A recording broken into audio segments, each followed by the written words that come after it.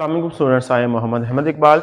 आज हम डिस्कस करने वाले हैं क्लास 10 के चैप्टर 13 को, इलेक्ट्रोस्टैटिक्स है। आज हम डिस्कस करने वाले हैं इसकी एग्जांपल्स को।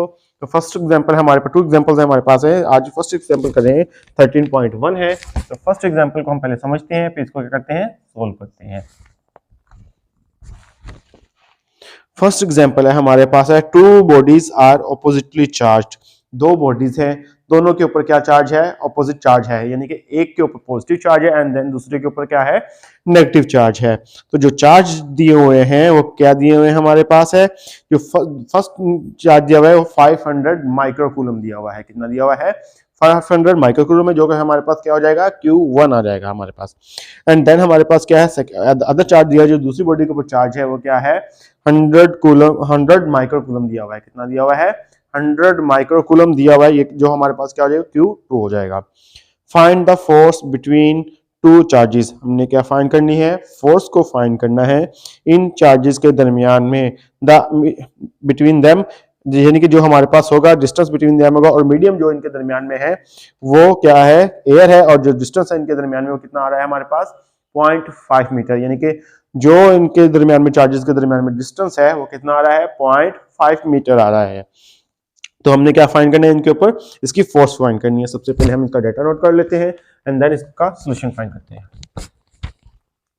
सबसे पहले हम देखते हैं कि हमारे पास क्या दिया हुआ है, चार्ज दिया हुआ है, Q1 दिया हुआ है। Q1 कितना है, Q1 है हमारे पास 500 माइक्रोकूलम दिया हुआ है।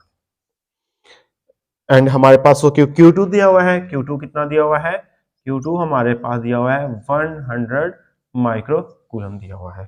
अभी देखें कि हमारे पास ये माइक्रोकूलम दिया हुआ है। माइक्रोकूलम में अब हमने क्या करना है कि इसको, इसकी प्रीफिक्सेस को सॉल्व करना है। तो प्रीफिक्स सॉल्व करने के लिए हम क्या करेंगे कि हमारे पास क्या 500 आएगा। हमें मालूम है कि माइक्रो जो होता है वो कितना होता है, 10 की पावर -6 होता है। तो ये क्या आ जाएगा, 500 10 टू द पावर -6 कूलम आ जाएगा।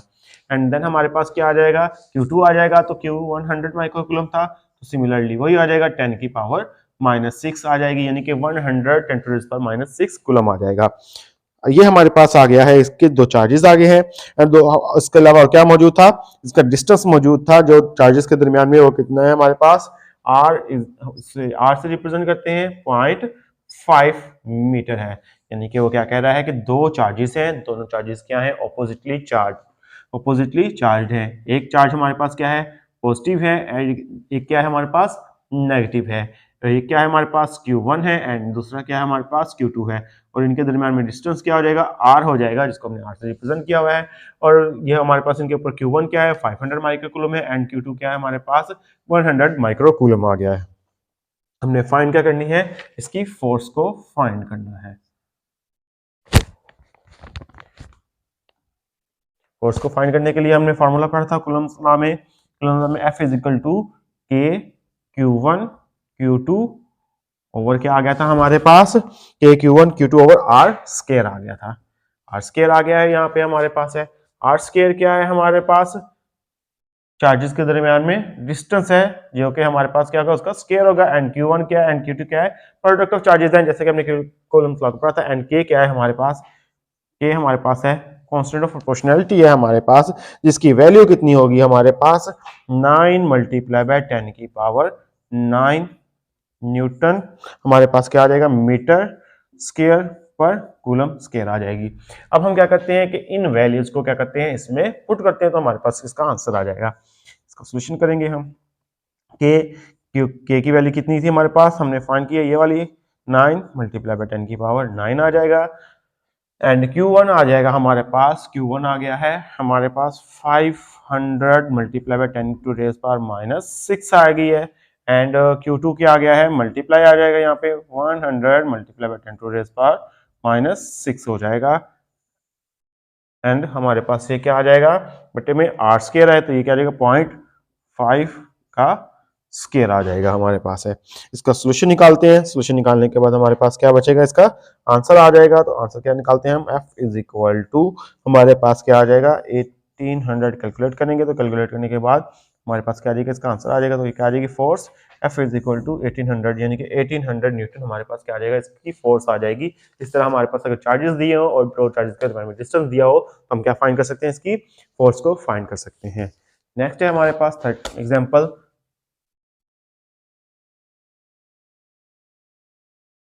13.2।